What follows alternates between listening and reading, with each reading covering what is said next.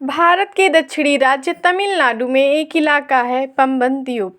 दूसरी तरफ श्रीलंका देश है। बीच में समुद्र और मन्नार की खाड़ी है। भारत में पंबन द्वीप और श्रीलंका के मन्नार द्वीप को जोड़ने वाले पुराने पुल को राम सेतु कहा जाता है। इस पुल के आसपास के पत्थर पानी में तैरते रहते हैं। बड़े से बड़े पत्थरों का पानी में यूं तैरना लोगों को हैरान करता है। कुछ लोगों की मान्यता है कि यह प्रभु श्री राम की कृपा है। महाकाव्य रामायण के मुताबिक सीता को लंका के राजा रावण के कब्जे से छुड़ाने के लिए भगवान श्री राम को जब लंका जाना था तो उन्होंने सुग्रीव की वानर सेना की मदद से यह पुल बनवाया था। सैटेलाइट तस्वीरों में इस पुल की संरचना देखी जा सकती है। हालांकि अब यह पानी में कई फीट नीचे दब गया है। रामायण में लिखा गया है कि पत्थरों को पानी पर तैराने के लिए उन पर भगवान राम का नाम लिखा गया।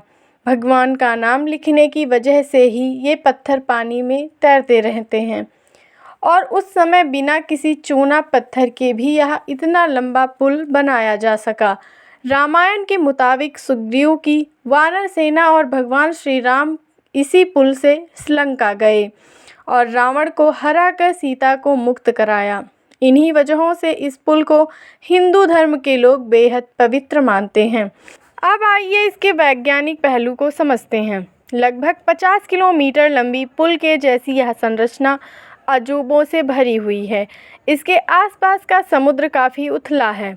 कहा जाता है कि साल 1480 तक यह पुल पानी के ऊपर था। वैज्ञानिकों के मुताबिक इस पुल को चूना पत्थर, ज्वालामुखी से निकली चट्टानों और कोरल रीफ से बनाया हुआ है।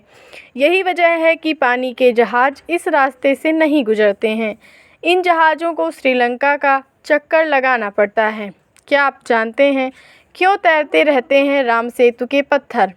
राम सेतु के पत्थरों का अध्ययन करने से पता चलता है कि ये पत्थर अंदर से खोखले होते हैं, यानी इन पत्थरों के अंदर छोटे छोटे छेद होते हैं। इन छेदों के अंदर हवा भरी होने के कारण एक खोखले महसूस होते हैं और इनका वजन बहुत कम हो जाता है।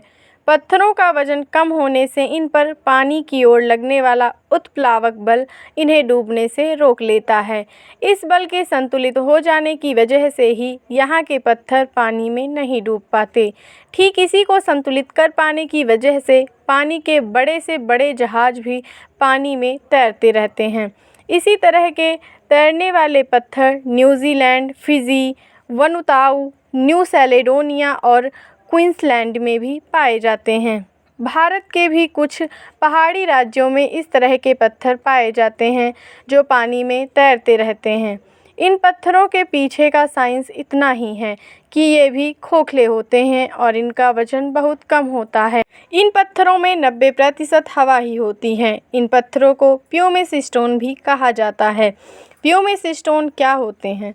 ज्वालामुखी से निकलने वाले लावा जब ठंडा होकर जम जाता है तो इस तरह के प्यूमिस पत्थरों का निर्माण होता है। तेज़ तापमान और उच्च दाब की वजह से ज्वालामुखी से काफ़ी तेज़ी से लावा निकलता है। इसका तापमान लगभग 1500 डिग्री सेल्सियस होता है। इतना गर्म लावा जब हवा या समुद्र के पानी से मिलता है तो कोल्ड शॉक की स्थिति बनती है। इसी स्थिति में गर्म लावा के अंदर हवा भर जाती है और तुरंत ही यह ठंडी हो जाती है। यह हवा लावा में रह जाती है और बहुत छोटे छोटे बबल बन जाते हैं। ये बबल मिलकर ही बड़ा सा पत्थर बन जाते हैं। अंदर हवा भरी होने की वजह से इन पत्थरों का वजन बहुत कम हो जाता है। सेतु समुद्रम योजना यह है कि साल 2005 में यूपीए सरकार के कार्यकाल में सेतु समुद्रम योजना लाई गई। इस योजना के तहत भारत श्रीलंका के बीच एक गहरा जलमार्ग बनाया जाना था। इस प्रोजेक्ट के तहत राम सेतु को तोड़ा जाना था। उस समय कई हिंदू संगठनों ने इसे तोड़ने का विरोध किया। दरअसल इस पुल की वजह से पानी के जहाज़ों को श्रीलंका के चारों ओर घूमकर जाना पड़ता है।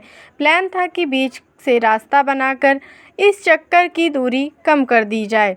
इस मामले में बीजेपी नेता सुब्रमण्यम स्वामी ने सुप्रीम कोर्ट में याचिका दायर की है और राम सेतु को राष्ट्रीय धरोहर घोषित करने की मांग की है ताकि इसका संरक्षण किया जा सके। यदि आपको यह स्टोरी पसंद आई हो तो प्लीज़ वीडियो को लाइक करें, शेयर करें और हमारे चैनल को सब्सक्राइब करना ना भूलें। धन्यवाद।